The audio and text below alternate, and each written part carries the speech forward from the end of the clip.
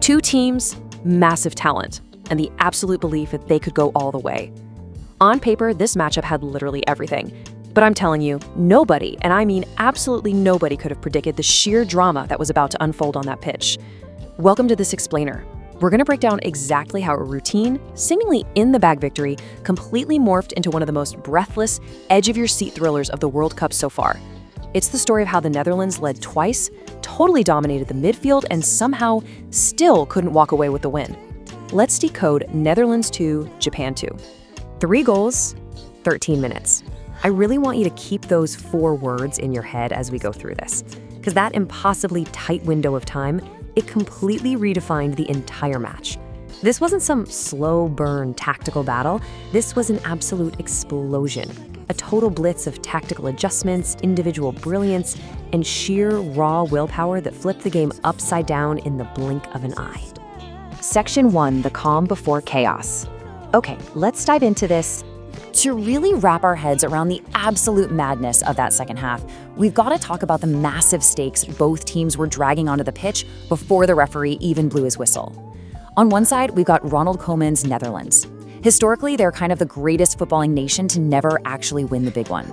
They came into this tournament absolutely desperate for a trophy, carrying the heavy baggage of that quarterfinal exit to Argentina 4 years ago. They needed a statement win, period. And facing them, Hajime Moriyasu's Japan. Now, they didn't have that same historical pressure cooker, but they rolled in with massive expectations as the ultimate tournament dark horse. So you've got 2 brilliant squads, and both have an absolute ton to prove right out of the gate.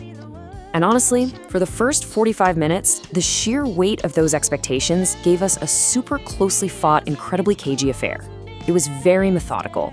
Both sides were just sort of prodding, testing the waters, terrified of making that fatal first mistake. If you watch that first half, there was absolutely nothing, no tactical hint, 0 cracks in the armor that would have tipped you off to the absolute fireworks waiting for us after the break. Section 2, 13 minutes of chaos. The second half surge. The second half kicks off, and you know that cagey tactical chess match? Yeah, throw it right out the window. Just look at this timeline as your roadmap for the absolute chaos that's about to unfold. We go from a completely scoreless, tense stalemate to an absolute shootout in a matter of moments. The surge kicks off right at the 50th minute, and it sparks this rapid-fire exchange that literally wouldn't stop until the dying seconds.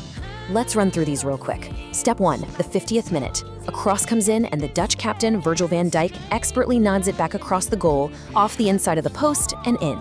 The Dutch take the lead. Exactly what everyone expected, right? But wait, skip to step 2. Just 7 minutes later, the 57th minute. Japan bites right back with a gorgeous, neat move down the left side. Takefusa Kubo sets it up, and Kaito Nakamura finishes with absolute style. 1-1. The game is suddenly wide open. But then, bam, step 3, minute 64. Ryan Gravenberch tees up Crescencio Somerville, who cuts inside and rips a devastatingly hard shot toward the far post. 3 goals in barely over a dozen minutes of football. The suddenness of it all was just staggering. The Netherlands had violently clawed back a 2-1 lead, and honestly, with only 26 minutes left on the clock, pretty much everyone watching thought, okay, that's it. The dust is settled, the Dutch weathered the storm, asserted their dominance, and the game is totally decided. Section 3, Japan's relentless pursuit. Japan refuses to quit. But thinking the game was over, that completely misunderstands the DNA of this Japanese squad. Those final 20-odd minutes perfectly captured a dual reality on the pitch. On one hand, Japan is just throwing the kitchen sink at them, generating chance after chance out of pure desperate grit. Takefusa Kubo smashes a vicious strike that just barely fizzes over the crossbar. Moments later, Yukinari Sugawara fires off a super threatening shot straight into the keeper's gloves. But on the flip side, the Netherlands aren't just parking the bus. They are actively trying to strangle the life out of the game through sheer midfield control.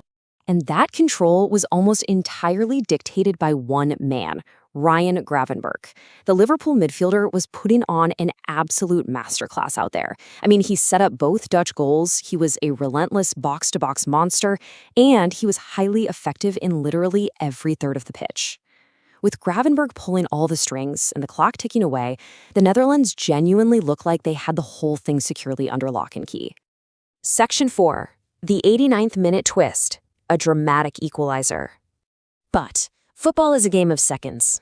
Just as the Dutch are mentally preparing to celebrate a massive statement win, The match delivers one final devastating blow. The 89th minute. We are in the absolute dying moments of the game. Stoppage time is looming. The Netherlands are just seconds away from a perfect start to their tournament. And then, absolute chaos strikes from a set piece. Japan whips in a corner. Substitute Koki Ogawa rises up, gets a header on it, the ball careens wildly through the box, and it's deflected in off Daichi Kamada. Japan's relentless, utterly exhausting perseverance gets miraculously rewarded right at the death. The stadium absolutely erupted. No way. Ultimately, Japan twice came from behind to draw 2-2.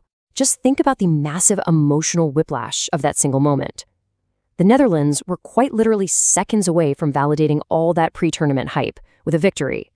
Instead, they walk off the pitch totally frustrated by a draw they absolutely felt they deserved to win. And Japan? They snatch a vital point through nothing but pure grit, determination, and a total refusal to pack it in before the final whistle blew. Section 5. Decoding the final draw. Analyzing the data. All right, so when the dust finally settles on a thriller like this, it's time to drop the emotion for a second and actually look at the underlying data. Now, what's really interesting about this slide is how it tells a completely different tactical story than you might expect. The Netherlands held 60% possession to Japan's 40%.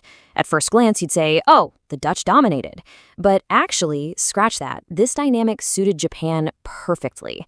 They were perfectly happy to absorb the pressure, let the Dutch pass it around, and then spring forward with lethal precision on the counterattack. So that possession advantage, it wasn't dominance. It was just two conflicting strategies executing exactly as designed. And that is totally backed up by the expected goals, or XG. Here's a crazy stat for you. Despite the wild 4-goal scoreline, neither side actually conceded a full expected goal based on the quality of their chances. That unequivocally tells us this wasn't a case of one team dominating and getting incredibly unlucky. Beneath all the dramatic flair, we're looking at two incredibly evenly matched, tactically sound sides who know exactly how to hurt each other. So let's zoom out to the big picture here. What are the core lessons to take away from this explainer?